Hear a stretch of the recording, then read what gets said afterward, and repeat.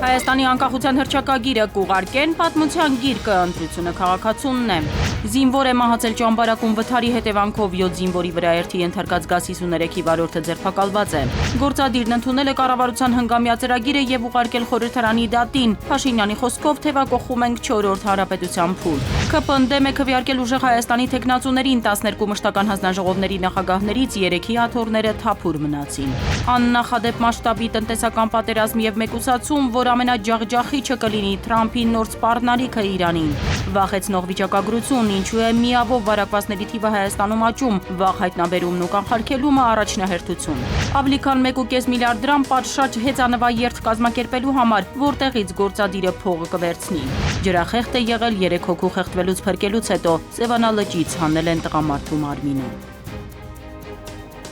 Արմենիայի եթերում նորությունների գլխավոր ժամն է, բարի երեկո, ես Շահանե Մեժլումյանն եմ, ամենակարևորն ու դիտարժանը մեր եթերում։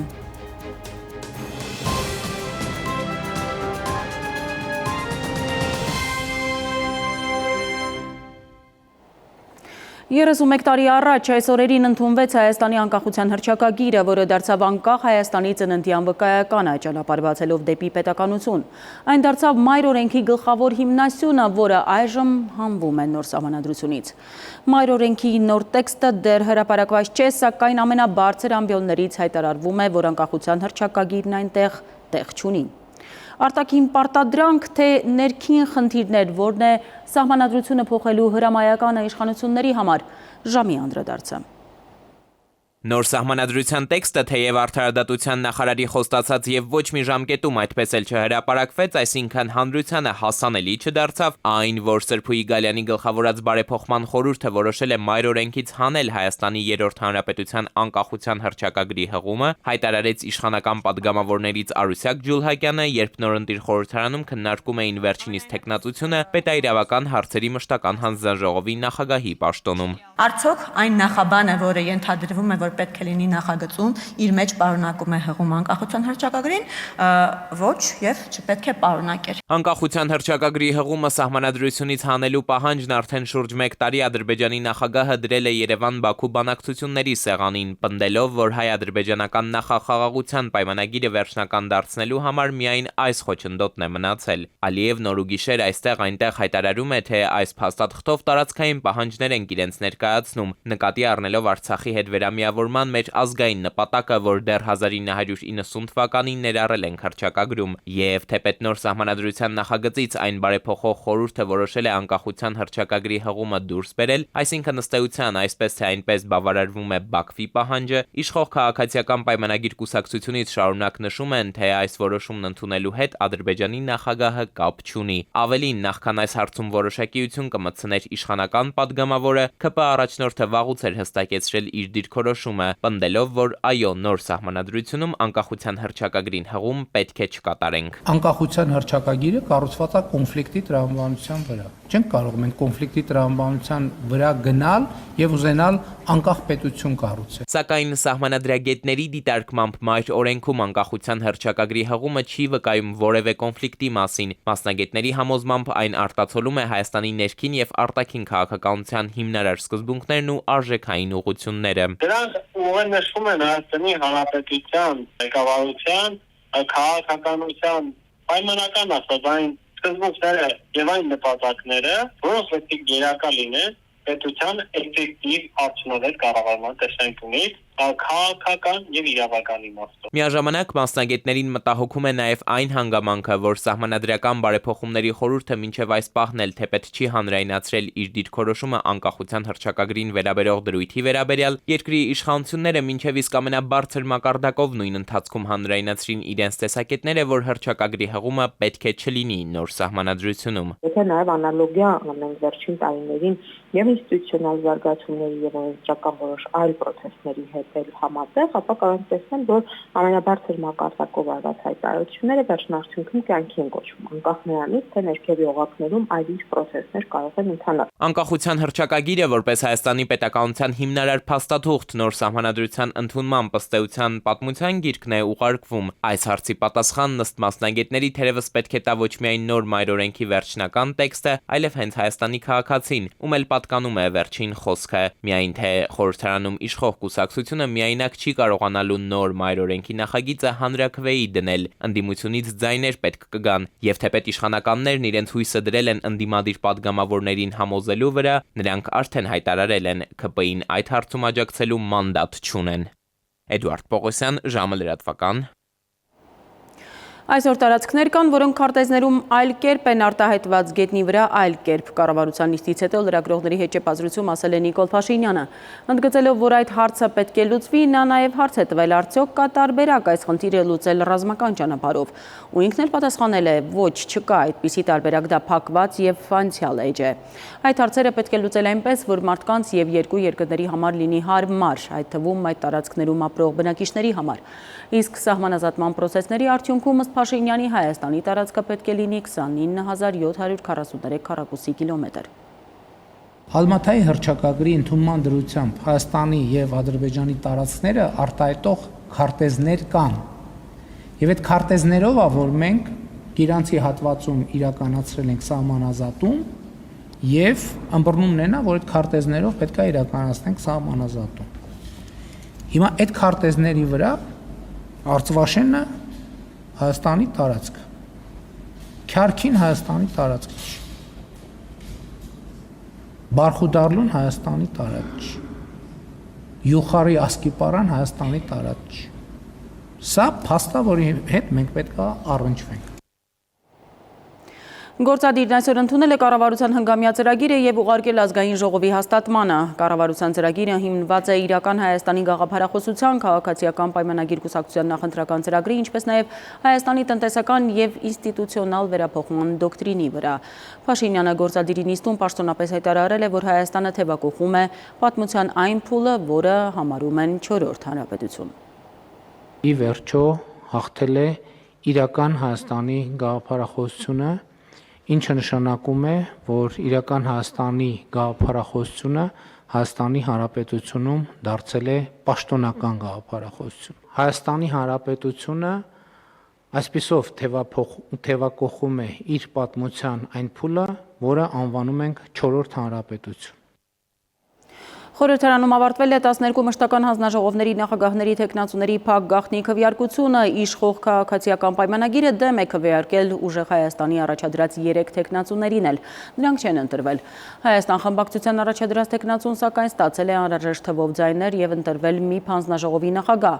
ԿՊ-ից առաջադրված 8 հանձնաժողովների նախագահները եւս ընտրվել են։ Ուժեղ Հայաստանը նոր թեկնածուներ կառաջադրի ֆինանսավարկային, եվրաինտեգրման եւ տարածքային կառավարման մշտական հանձնաժողովների նախագահների պաշտոնների համար։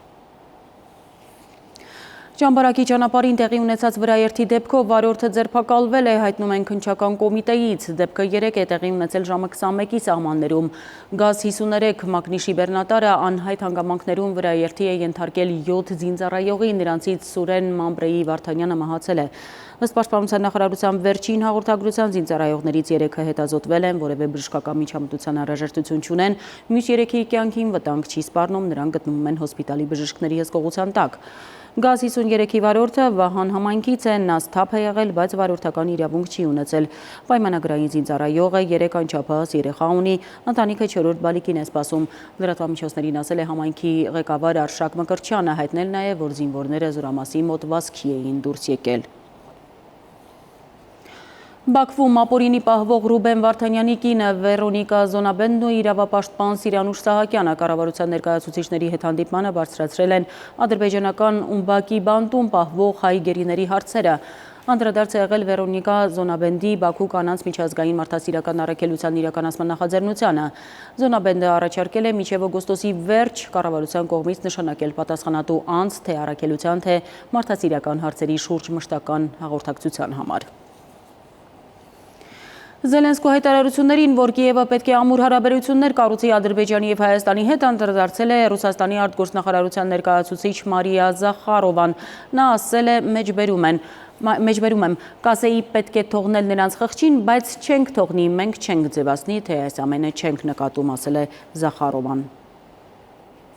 Բացարձակ անհնար է հասկանալ, թե հանուն ինչի է պետք հյուրընկալել Ուկրաինայի ներկայացուցիչներին, նրանց հետ մասնակցել քաղաքականացված այսպես կոչված հավաքներին եւ դեռ մի բան էլ ամբիոն տրամադրել Ռուսաստանի հասցեին սպառնալիքներ հնչեցնելու համար։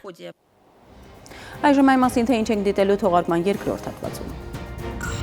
Աննախադեպ մասշտաբի տնտեսական պատերազմ եւ մեկուսացում, որ ամենաջախջախիչը կլինի Թրամփի նոր սպառնալիքը Իրանին։ Վախեցնող վիճակագրություն, ինչու է միավոր վարակվածների թիվը Հայաստանում աճում, վախ հայտնաբերումն ու կանխարգելումը առաջնահերթություն։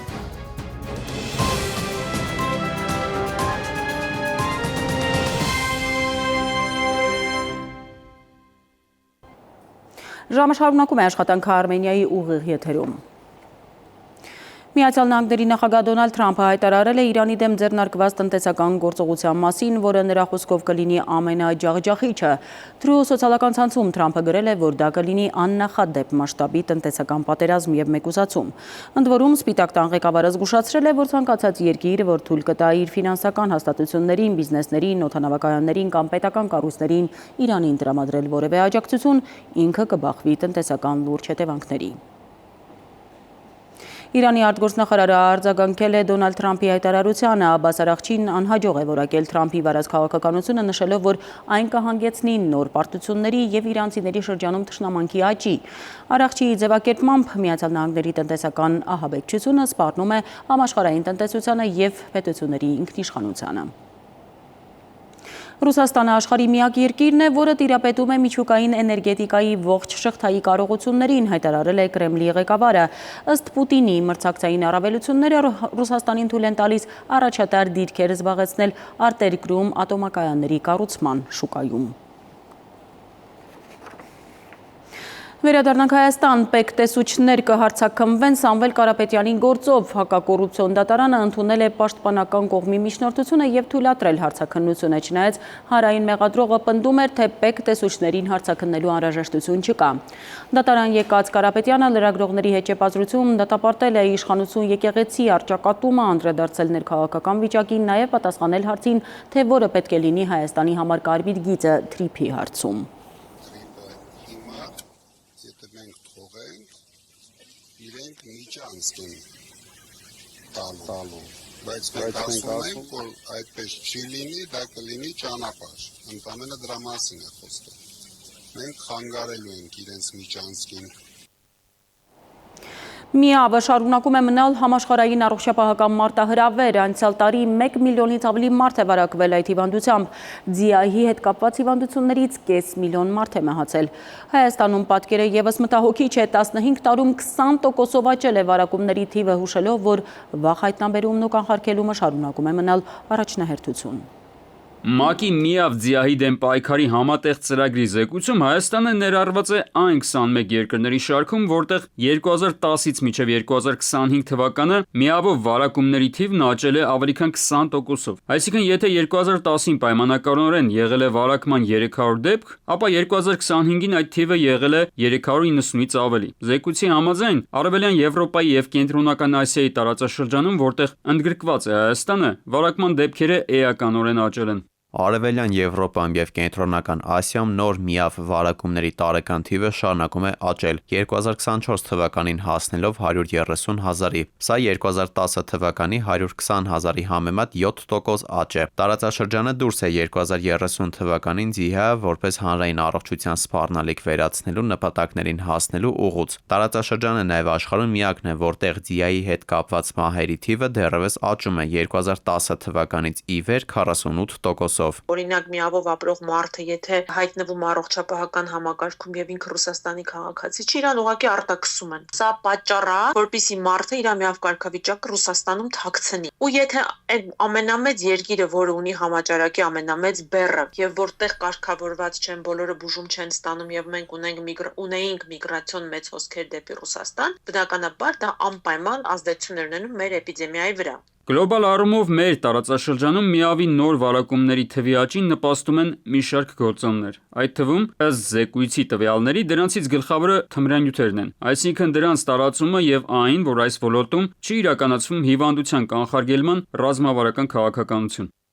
Արևելյան Եվրոպայում եւ Կենտրոնական Ասիայում ներարկային թմրանյութեր օգտագործող տղամարդիկ եւ կանայք կազմում են նոր վարակումների շրջանում առանցքային խմբերի ամենամեծ բաժինը։ 2024-ին տարածաշրջանի բոլոր նոր միավ վարակումների 25%-ը։ Հայաստանի պարագայում միավոր վարակումների թվի ավելացման գլխավոր պատճառներից մեկը մնում է կրթությունը, այսինքն դրա բացակայությունը։ Այո, հիվանդության մասին խոսվում է։ Այո, մարդիկ գիտեն, որ ինչքան շուտ դիմեն բժշկի, այնքան ավելի նվազ կլինեն վարակի բացասական հետևանքները եւ այն գուցե նույնիսկ դառնա ոչ վարակիչ։ Բայց հիմնական թիրախային խմբերի վարքաբանության վրա դա քիչ է ազդում։ Կարծրատիպերն ասում են իրենց խոսքը։ Նույնիսկ այն մարդիկ, ովքեր որ օրինակ մտածում են, որ կարող են ռիսկ ունեն եւ կարող են միավ ունենալ, շատ ուշ են գնում հետազոտման, որովհետեւ վախենում են, որ իրենց կխտրականացնեն, իրենց մասին իր տեղեկատվությունը որևէ տեղ հասանելի կդառնա կամ, չգիտեմ, բադ կվերաբերվեն։ Բացի այս, արդեն 10 տարուց ավելի պետությունը միջազգային կազմակերպությունների աջակցությամբ իրականացնում է մի շարք ծրագրեր միավոր վարակվածներին բացահայտելու եւ նրանց համապատասխան բժշկական օգնություն ցույց տալու ուղղությամբ։ Խոսքը մասնավորապես Հայաստանից դուրս եկող աշխատանքային միգրանտների եւ նրանց ընտանիքների անդամների ստուգման ծրագրերի մասին է, որի շնորհիվ վաղ շրջանում հայտնաբերվում են հիվանդության դեպքեր, հետևաբար դա արտացոլվում է վիճակագրության մեջ։ Մենք տեսնում ենք, որ կրկնակի աճել են հետազոտությունների թվերը։ Այսինքն, եթե առաջ հետազոտում էին 10 մարդ, հայտնաբերում էին 3 դեպք, հիմա հետազոտում են 20 մարդ, հայտնաբերում են 5 դեպք։ Միավի հիմնական խնդիրներից մեկն այն է, որ եթե նվազեն կանխարգելման թեստավորման ու վաղ հայտնաբերման ծրագրերը, նոր վարակումների թիվը կարող է էականորեն աճել, այսինքն այստեղ խնդիրը միայն այսօր գրանցվող դեպքերը չեն։ Կարևոր է, որ պետությունը մշտապես, ինչպես ասում են, ձեռքը զարկերակին պահի։ Արմեն Աթելյան, ժամը լրատվական։ Կրկին դադար մեր եթերում կվերադառնանք րոպեներ անց։ Ավելի քան 1.5 միլիարդ դրամ պատշաճ հեծանվաերթ կազմակերպելու համար, որտեղից գործադիրը փողը կվերցնի։ Ջրախեղտ է եղել 3 հոգու խեղդվելուց փրկելուց հետո, Սևանալճից հանել են տղամարդու մարմինը։ Մեթեո աշխարհ ջերմաստիճանը կբարձրանա ավելին քիչ ուշ։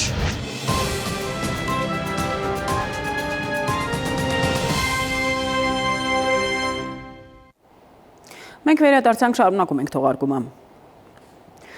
Հայաստանից սանիտարական ստուգումների մասին հաշվետվություն եւ ԵԱՏՄ պահանջների պահպանման հստակ պլան ակնկալող Ռոսսել Խոզնաձորի հայտարարությանը արձագանքել են Հայաստանի ծննդամթերքի անվտանգության տեսչական մարմնից, ասել մշտական օպերատիվ աշխատանքային կապի մեջ են ռուս գործընկերների հետ։ Ռոսսել Խոզնաձորի հետ հստակեցվում են համատեղ ձեռնարկվելիք քայլերի հաջորդականությունն ու գործողությունների ալգորիթմը, համաձայնեցվում են ԵԱՏՄ անասնաբուժական եւ բուսասանիտարական չափանիշների խստագույն պահպանման ուղղված միջոցառումներն ու գործողությունների ժամանակացույցը, ասված է հաղորդագրության մեջ։ Գնել անհրաժեշտ սանտեխնիկա, մասնակցել խաղարկությանը եւ նվեր ստանալ վերջին սերնդի iPhone։ Առաջարկը իդեալ համակարգինն է, որ նոր հասցե ունի այս անգամ մեջ միածին քաղաքում։ Գրեթե 3 տասնամյակ իդեալը հաստատուն որակի եւ վստահության խորհրդանիշն է։ Իդեալ համակարգը Էջմիածնում այսուհետ կներկայանա ավելի ընդարձակ տարածքով եւ նոր կոնցեպտով Լեոնիդ Ազգալդյան 1 կոտորակ 52 հասցեում։ Ժամանակակից եւ ընդարձակ ցուցասրահում ներկայացված են եվրոպական չափանիշների շինանյութեր, ջեռուցման ու հովացման համակարգեր, սանտեխնիկա, կերամիկական սալիկներ, լոգասենյակի կահույք եւ հարդարման պարագաներ։ Իդեալ համակարգը նաեւ մշտապես վարում է արդար գնային քաղաքականություն եւ իր հաճախորդներին հնարավորություն են ձեռում օգտվել բացառիկ նմուշներից լավագույն գներով։ Իդեալ համակարգի համար մարզերի զարգացումն ու մարզային ներկայության ընդլայնումը ռազմավարական առաջնահերթություն է։ 29 տարվա վստահություն վայելող ընկերության նպատակն է բարձրակարգ սպասարկումն ու համաշխարհային առաջատար բրենդների նորարարական լուծումները լիարժեք հասանելի դարձնել Հայաստանի բոլոր մարզերում։ Նպատակը միջազգային առաջատար ապրանքանիշերի լուծումներն ու սպասարկումը մարզերի բնակիչներին հասանելի դարձնելն է, հնարավորություն տալով անհրաժեշտ գնումները կատարել հենց իրենց քաղաքում։ Իսկ նոր մասնաճյուղերի բացմամբ էլ ստեղծվում են նոր աշխատատեղեր։ Մենք ցանկանում ենք, որ յուրաքանչյուր ընտանիք իր տունը կառուցելիս կամ վերանորոգելիս ձեռք բերի ոչ թե սովորական շինանյութ, այլ անթերի որակ, ժամանակակից տեխնոլոգիաներ եւ երկար տարիների հուսալիություն։ Էջմիածնի սրամ հաճախորդները կարող են ստանալ մասնագիտական խորհրդատվություն ջեռուցման համակարգերի հաշվարկից մինչև ինտերիերի ձևավորման լուծումներ։ Գործում են երաշխիքային եւ յետերաշխիքային սպասարկում, ապառիկ վաճառք, ինչպես նաեւ առաքման ծառայություն Էջմիածնում եւ հարակից բնակավայրերում։ Բացման կապակցությամբ մինչև հոկտեմբերի 31-ը մասնաճյուղում գործում է հատուկ առաջարկ։ Հաճախորդները կարող են գնումների ժամանակ օգտագործել 50,000 դրամի սերտիֆիկատներ եւ մասնակցել iPhone 17-ի խաղարկությանը։ Մանրամասները idealsystem.am-ում։ Դավիթ Թադևոսյան, Տիգրան Հունանյան, ժամը լրատվական։ Իրավապահները թմրամիջոցների վաճառքով զբաղվող տելեգրամյան ալիքների տնօրինողների են հայտնաբերել, առգրավել է 2 կիլոգրամից ավելի մետամֆետամին, ավելի քան 8 միլիոն դրամ, 4.5 դոլար կանեփիս բույսեր, 7 անձ ձերբակալվել է։ Օրվա մյուս ուշագրավ լուրերը մեկ տեսաշարով։ Կենտրոնական ընտրական հանձնաժողովը հաստատել է հոկտեմբերի 25-ին կայանալիք թիմ ընտրությունների ժամանակացույցը։ Դրանք տեղի են ունենալու Արարատի, Արմավիրի, Գեղարքունիքի, Կոտայքի, Շիրակի, Սյունիքի, Վայոց ձորի, Տավուշի եւ Լոռու մարզերի համայնքներում, իսկ մեծամասնական ընտրակարգով ընտրությունները տեղի կունենան Լոռու մարզի Ֆիոլետովո եւ Արագածոտնի Շամիրամ համայնքներում։ Համամասնական ընտրակարգով ընտրությունների դեպքում կուսակցություններն ու կուսակցությունների դաշինքները ընտրական ցուցակների գրանցման համար անհրաժեշտ փաստաթղթերը կարող են ներկայացնել ընտրատարածքային ընտրական հանձնաժողով մինչև սեպտեմբերի 20-ը ժամը 18-ը, իսկ մեծամասնականի թեկնածուները սեպտեմբերի 20-ից մինչև սեպտեմբերի 25-ը ժամը 18-ը։ Զինված ուժերում ինքնասպանությունների եւ ոչ կանոնադրային հարաբերությունների հարցերի առնչությամբ համակարգային լուծումներ մշակող միջգերատեսչական աշխատանքային խումբ կստեղծվի պաշտպանության նախարար Սուրեն Պապիկյանի գլխավորությամբ։ Խմբում ընդգրկվել են ԿԳՄՍ եւ առողջապահության նախարարները, զինված ուժերի գլխավոր շտաբի պետը, անվտանգության խորհրդի գրասենյակի եւ ռազմական ոստիկանության ղեկավարները, ինչպես նաեւ մի շարք գերատեսչությունների ներկայացուցիչներ։ Աշխատանքային խումբը 3 ամսվա ընթացքում պետք է առաջարկություններ մշակի եւ ներկայացնի վարչապետին։ Մինչև սեպտեմբերի 1-ը շուրջ 425 միլիոն դրամ փոխհատուցում կտրամադրվի շուրջ 400 տոննա թզի եւ 3000 տոննա դեղձի մթերումների համար։ Որոշումը գործադիրն է ընդունել։ Փոխհատուցումը կտրամադրվի հետեւյալ կերպ. վերամշակման նպատակով Սյունիքի մարզից մինչև 400 տոննա քանակության մթերվող թզի յուրաքանչյուր 1 կիլոգրամի համար 125 դրամ, վերամշակման նպատակով Հայաստանի տարածքից մթերվող դեղձի յուրաքանչյուր 1 կիլոգրամի համար 125 դրամ։ Աջակցությունը պայմանավորված է առատ բերքով իրացման սպասվող խնդիրներով եւ արտահանման սահմանափակումներով։ Քաղցկեղի բուժման 3 հիմնական ուղղությունները ներառված են առողջության համընդհանուր ապահովագրության ծածկույթում, հայտնում է առողջապահության նախարարությունը։ Ծածկույթը տարածվում է վիրաբուժական, քիմիաթերապևտիկ ու ճառագայթային ուղղությունների վրա։ Համակցված բուժման դեպքում ապահովում է այս 3 փուլերից յուրաքանչյուրի ֆինանսական անխոչնդոտ ընթացքը։ 1 միլիարդ 599 միլիոն 527 հազար 200 դրամ բազմօրյա խմբային հեծանվաերթի պատշաճ կազմակերպման եւ անցկացման համար։ Որոշումն ընդունվել է գործադիր մարմնում։ 884 միլիոն դրամը կհատկացվի կառավարության փախուստային ֆոնդից, 301.6 միլիոն դրամը հովանավորներից, մնացած գումարը Հայաստանի ֆիզիկական կուլտուրա եւ սպորտի պետական ինստիտուտ հիմնադրամից։ Հեծանվաերթն անցկացվելու է սեպտեմբերի 10-ից 13-ը։ Ողբերգական դեպք է տեղի ունեցել Գեղարքունիքի մարզում։ Ժամը 12-ի սահմաններում Հայաստանի Հանրապետության ներքին գործերի նախարարության 112 օպերատիվ կառավարման կենտրոն ահազանգ է ստացվել, որ Լճաշեն բնակավայրի հարակից լողափում քաղաքացի է խեղդվում։ Դեպքի վայրից ֆոտոլրագրող Շամշյանը փոխանցում է, որ ջրասուզակը ափից մոտ 10 մետր հեռավորության եւ մոտ 1.8 մետր խորությունից դուրս է բերել Սյունիքի մարզի 36-ամյա բնակչի մարմինը։ Դեպքի վայրում հավաքված մի քանի քաղաքացիներ են, ովքեր հրաժարվել են տեսախցիկի առաջ խոսել, նշել են, թե ջրահեղձ եղած տղամարդը ըստ իրենց նախքան այդ փրկել է խեղդվելու լինելու վտանգի մեջ հայտնված 3 քաղաքացիների։ Դավիթ Թադևոսյան, ժամը լրատվական։ Եվ թողարկման ավարտին եղանակ Լիլի Հովերն է տեղյակ օդերևութաբանների կանխատեսումների։